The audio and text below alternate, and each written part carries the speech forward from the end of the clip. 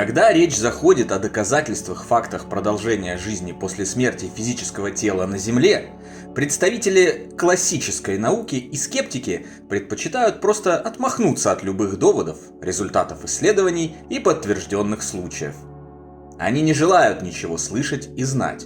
Не хотят даже просто посмотреть на тысячи и тысячи доказательств, предвзято утверждая, что все это выдумки, мошенничество и шарлатанство, а за пределами физической жизни не существует ничего, кроме небытия.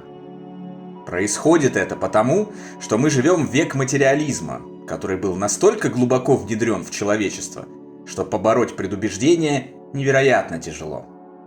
Мы буквально впитали материализм в нашу кровь и плоть и находимся в тюрьме этих навязанных заблуждений. Нашими ценностями являются деньги, бездушные человейники из бетона и стекла, слава и власть, дорогие автомобили, брендовые тряпки и прочие показатели высокого статуса человека. Про истинные ценности человечество в большинстве своем забыло. Совершенно очевидный факт того, что ничего из этого невозможно забрать с собой на тот свет, не останавливает людей и не удерживает их от бесконечного стремления к этим фальшивым ценностям на протяжении всей земной жизни. Даже странно, что люди сопротивляются знаниям о том, что наша жизнь не прекращается с износом костюма под названием «человеческое тело». Это ведь такая благодать – знать, что все мы – вечные духовные существа, продолжающие свое удивительное и прекрасное путешествие на протяжении миллиардов лет.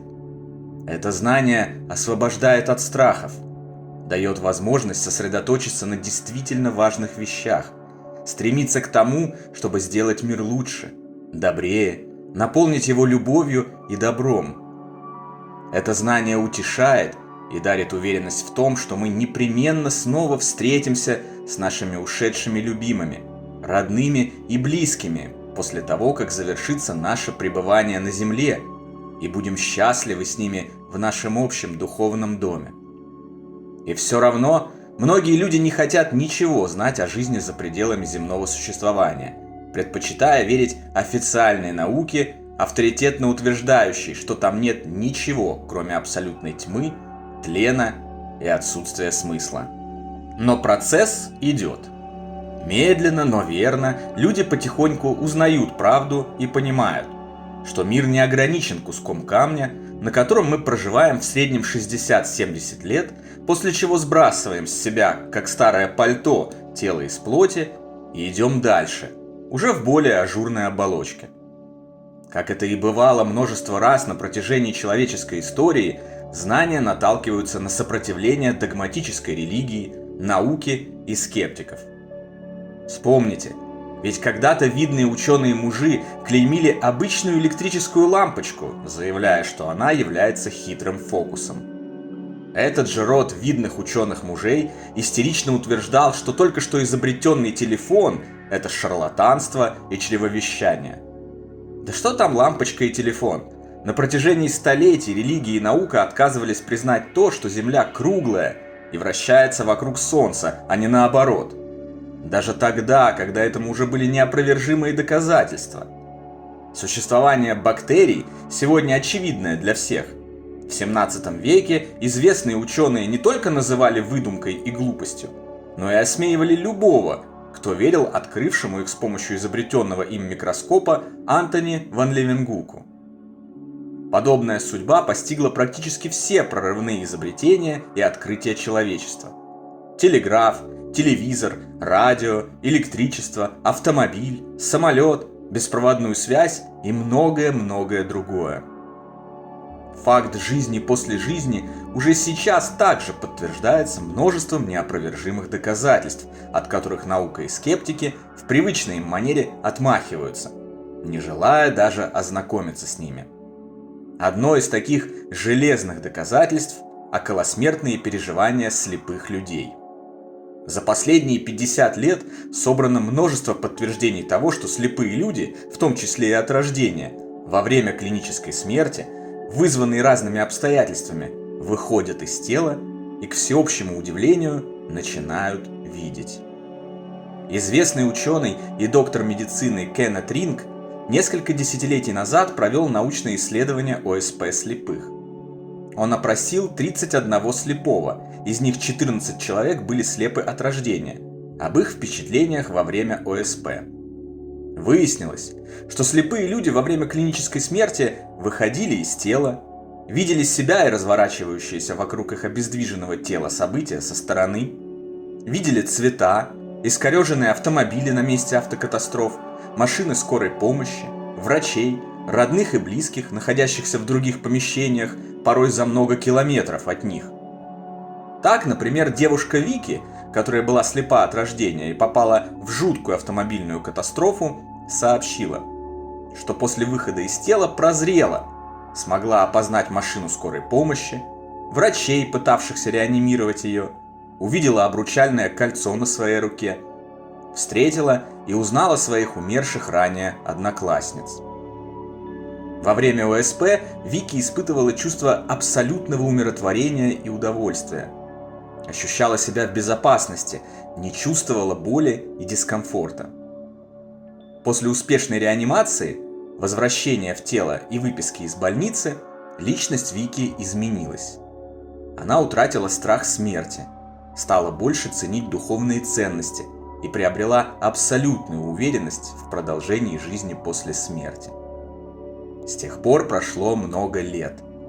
После Ринга его исследования повторили множество других известных врачей и ученых. Выводы, сделанные ими, многократно подтверждались и давали примерно одинаковые результаты на гораздо больших масштабах. Выяснилось, что около 86% слепых во время ОСП начинают видеть. Выходит, что ОСП слепых ничем не отличаются от ОСП зрячих людей. Но как это возможно? Ведь у них отсутствует сама физическая возможность видеть. Отсутствует сам механизм преобразования фотонов в информацию, в зрительные образы и отправки их в зрительную кору головного мозга. В обычной физической жизни их орган зрения, глаза, не работает. Они не видят ничего. Слепые от рождения люди не видят даже темноты. Они не видят визуальных картин во сне, хотя и чувствуют прикосновения и запахи, как и во время бодрствования. Они не знают, что такое цвета, как выглядит тот или иной предмет. И тем не менее, после ОСП дают совершенно точные их описания, что может быть объяснено только одним. Они действительно их видели. А раз они их видели, значит, может быть только одно объяснение. Сознание человека, душа, не заключено в мозге.